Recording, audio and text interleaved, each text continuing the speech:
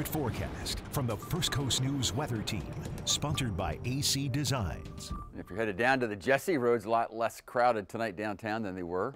Temperatures are pretty nice, I think. Visibility is good throughout all of northeast Florida, southeastern Georgia. You know, when we show you the weather map, it really is meant to show you quickly what is happening, what will happen, and then for those of you that sort of want to know why, the whys of it as well. And I talked about the isobaric squeeze. Well, as meteorologists, we draw isobars, areas of equal pressure around high and low pressure systems.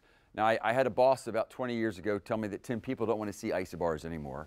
So, of course, I listened to my boss, as I always do. But still, we like to show you where the high pressure system is and the low pressure system is. And when you see these two systems close and one intensifying, and this low will intensify, and if you're in between it, and we will be tomorrow, then there's sort of a squeeze of the air.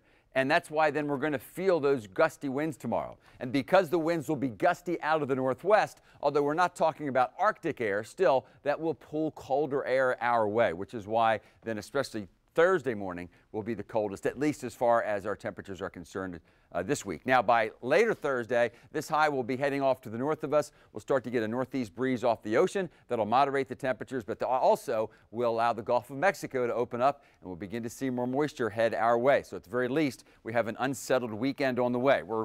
I'm sure we'll be adjusting the forecast as we get closer to the weekend, but like every other major event and like the last two weekends, we really look for where the strongest convergence will be. That is where you have your strongest demarcation in wind directions.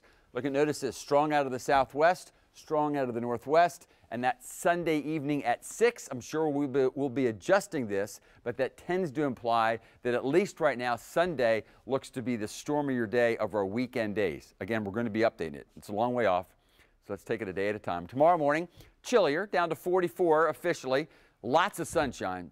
Probably will be the sunniest, bluest sky day of the week, but only going to make it back up to 60. And those winds will be gusty, not just over the waterways, but even over land by the afternoon at about 25. So again, if you're in one of those wind tunnels, so to speak, wherever that might be, it's probably going to feel chillier than 60 degrees. Small craft flags will be flying, and the waterways will become pretty choppy, and the wider sections of the St. Johns might even become rough. Here we go. Thursday morning looks to be the coldest. We showed you where the coldest temperatures will be up toward the Okefenokee and the Suwannee, but even closer to the metropolitan area, I'd say areas west of Highway 17, a little bit of patchy frost. Back up to 60 degrees. Friday, we have the rebound. Right now, let's just say Saturday warmer, going into the 70s and unsettled, but watching for the possibility of showers before that next front blows through late on Sunday.